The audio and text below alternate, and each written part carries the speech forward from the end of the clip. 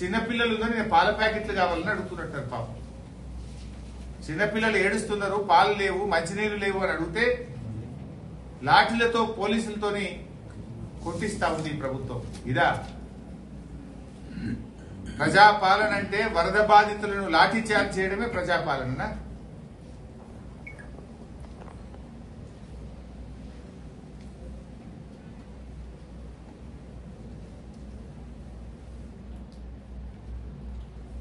ఈ ప్రభుత్వం ఇలా పూర్తిగా ఫెయిల్ అయింది. ఇలా తుమ్మిళ్ళ లిఫ్ట్ మొత్తం నీట మునిగిపోయింది. Is it not government failure?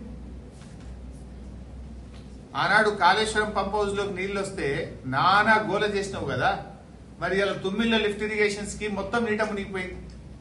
Is it not your government failure? ఏమైంది? ముందస్తు ప్రణాళిక ఎందుకు చేయలేకపోయింది?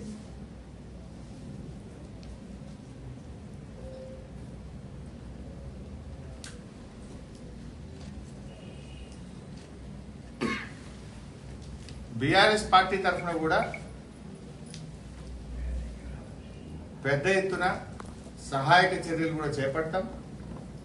ఏ కుటుంబాలు అయితే నష్టపోయినాయో వాళ్ళకు నిత్యావసర వస్తువులు కానీ, బట్టలు కానీ అన్ని రకాలుగా సహాయక చర్యలు చేస్తాం.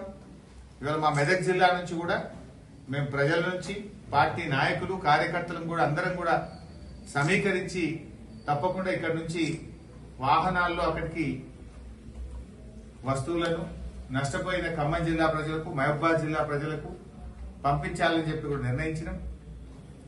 మెదక్ గాని, దుబ్బాక్ గాని, సిద్దిపేట గాని, గజ్వేల్ గాని, నర్సాపూర్ గాని, మెదక్ జిల్లా మొత్తం పాత మెదక్ జిల్లా నుంచి మేము సేకరించి మరి పెద్ద ఎత్తున విరాళాలు సేకరిస్తాం. మా పార్టీ నాయకులు మేము కాంట్రిబ్యూట్ చేస్తాం, మా కార్యకర్తలు కాంట్రిబ్యూట్ చేస్తారు.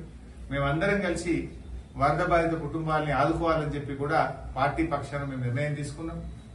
ఇప్పటికే మా పార్టీ నాయకులు మాజీ మంత్రి అజయ్ కుమార్ గారు, ఎంపీ రవిచంద్ర గారు, ఇంకా అక్కడ వెంకట వీరయ్య మాజీ శాసనసభ్యులు, మిగతా శాసనసభ్యులు, మాజీ శాసనసభ్యులు అందరూ కూడా ముమ్మరంగా సహాయక చర్యల్లో పాల్గొంటున్నారు. వారికి తోచిన విధంగా ఆర్థిక సహాయాన్ని కూడా అందిస్తున్నారు.